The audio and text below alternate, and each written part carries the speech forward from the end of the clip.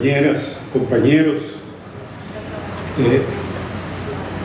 reciban un saludo de parte del Frente Farabundo Martí para la Liberación Nacional.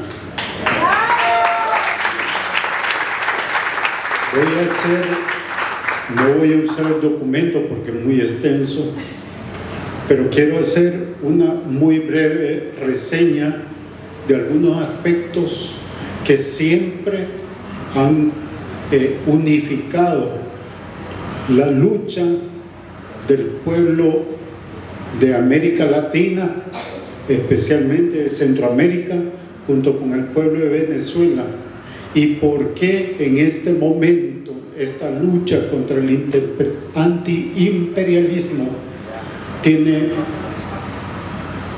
una base fundamental, una base vital para la sobrevivencia de los movimientos revolucionarios en nuestros países.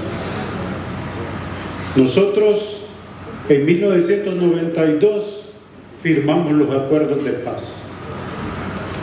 El movimiento guerrillero, el Frente Farabundo Martí para la Liberación Nacional, se integró a la vida civil. Para muchos de nosotros era un interrogante que iba a pasar. No voy a explicar todos los detalles, pero quiero decir, en 1994 se celebra en San Salvador el Foro de Sao Paulo. Y llega a ese foro de manera extra agenda un compañero que marcó para nosotros un cambio radical, el comandante Hugo Chávez Frías.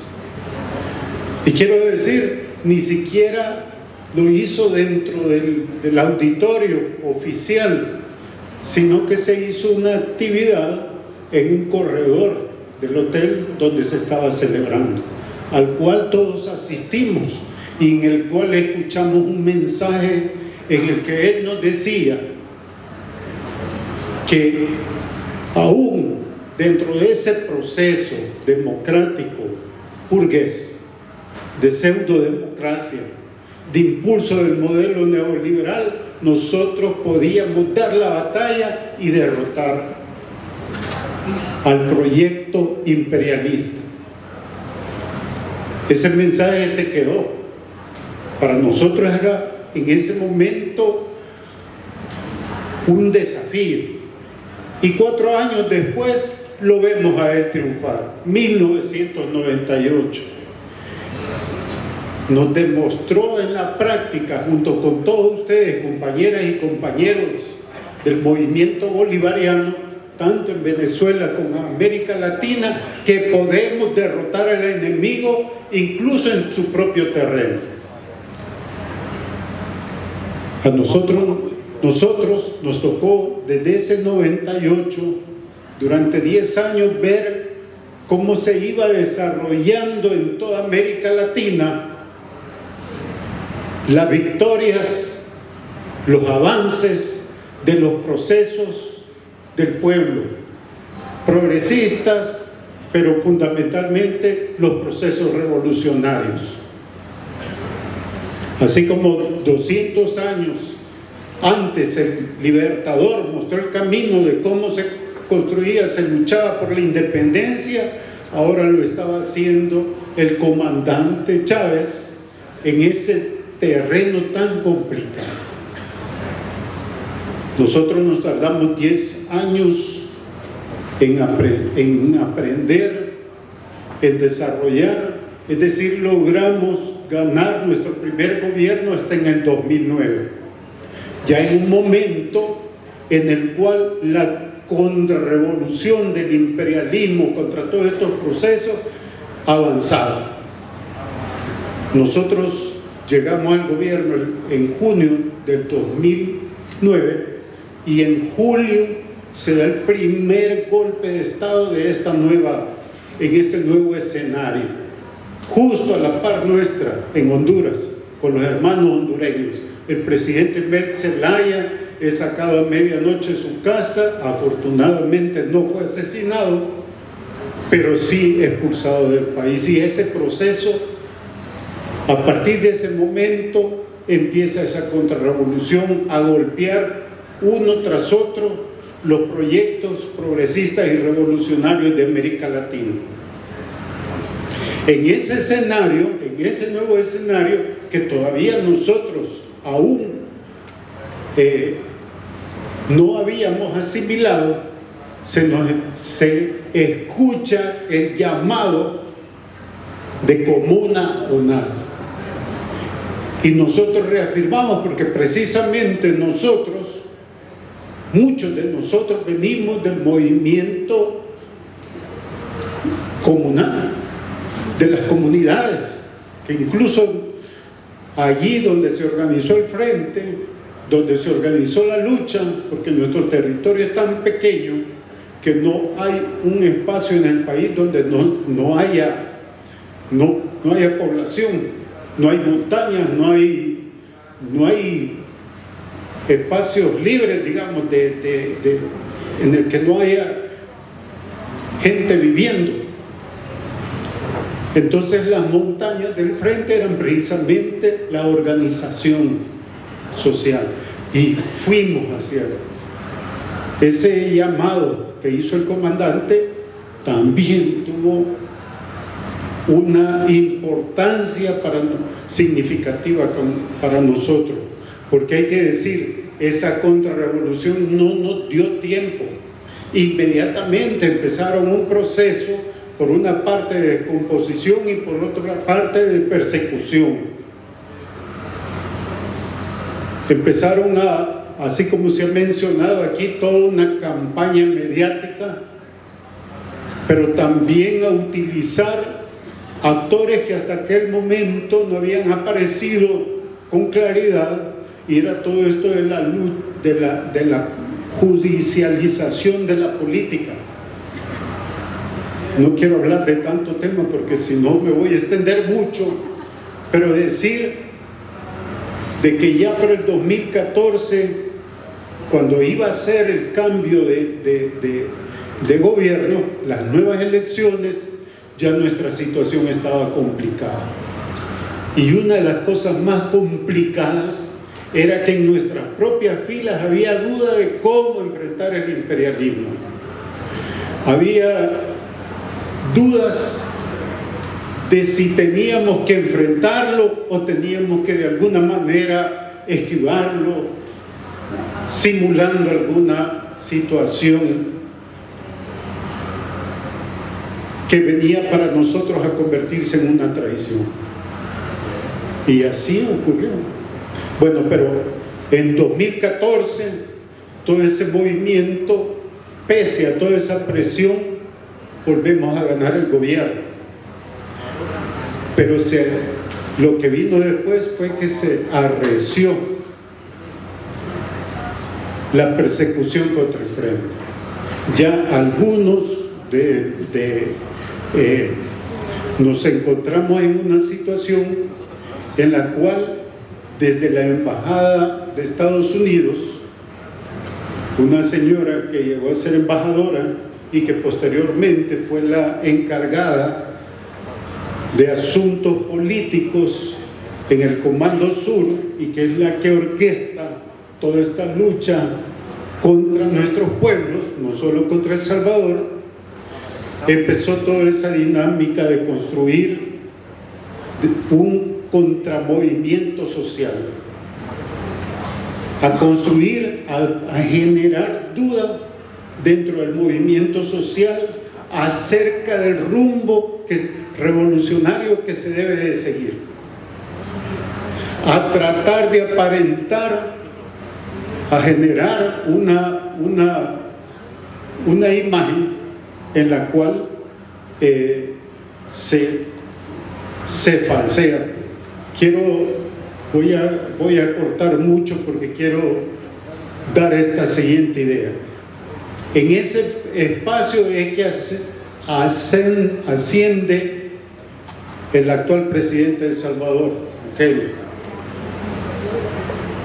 Y desde el primer día en que toma posición, su primera acción es cortar relaciones con Venezuela, porque lo que estaba haciendo era golpeando golpeando precisamente ese enraizamiento que se estaba dando de los procesos. Segundo, recibe en El Salvador o exhibe en El Salvador como sus principales asesores a toda la camarilla fascista de Venezuela.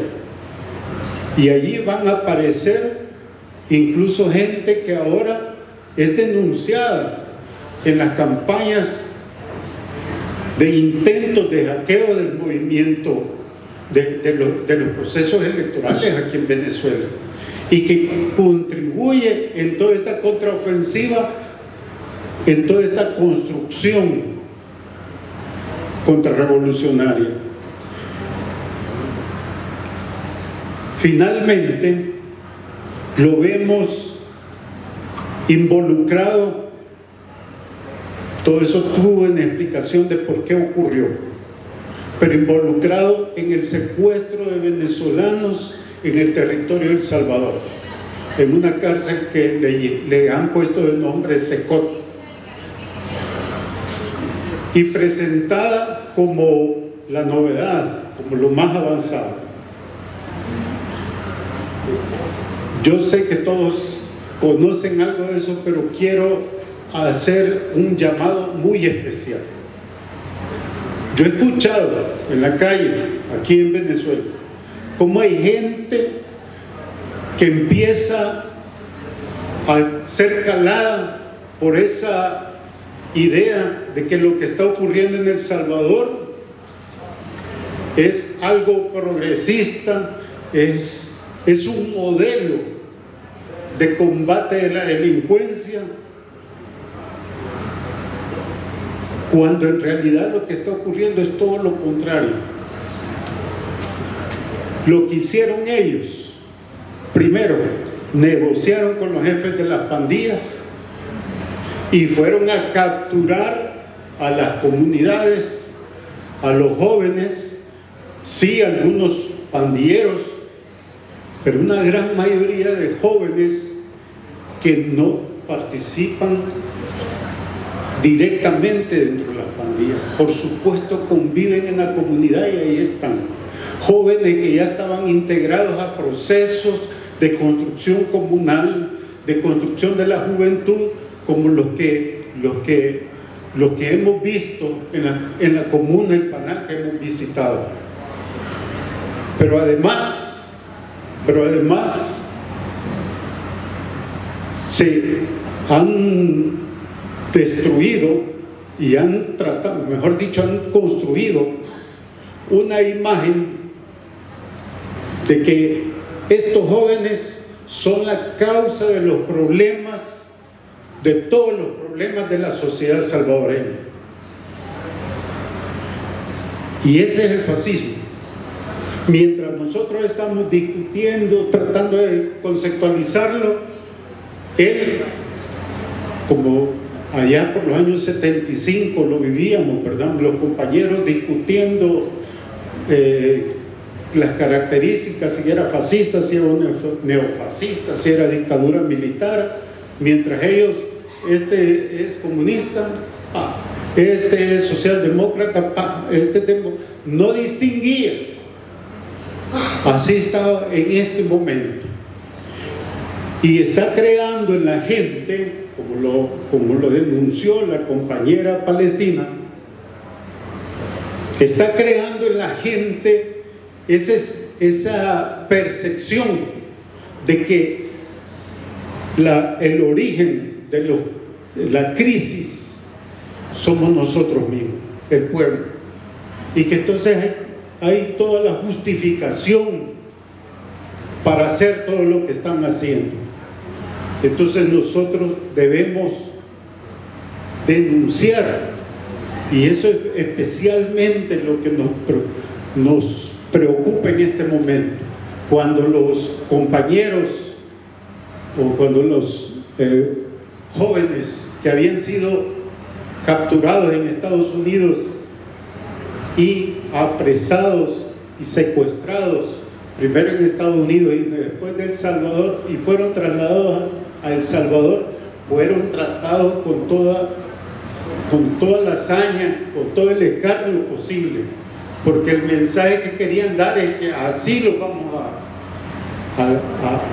a someter, pensando que con eso estaban despertando un ánimo en contra de la revolución bolivariana. Pero es todo lo contrario. La reacción del pueblo en El Salvador ha sido de empezar a despertar, de empezar a darse cuenta que bajo el fascismo no hay nadie que se pueda sentir a salvo, que es necesario empezar a organizarse, empezar a estructurarse y asegurarnos de que ellos van a ser derrotados. Por ese motivo es que en este momento nosotros queremos sumarnos al grito antiimperialista, al llamado antiimperialista, y a decirles, como decía el compañero de España hoy en la mañana, no pasarán. Muchas gracias, compañeros y compañeras. Que viva la revolución bolivariana de Venezuela, que viva el comandante Chávez, viva Palestina.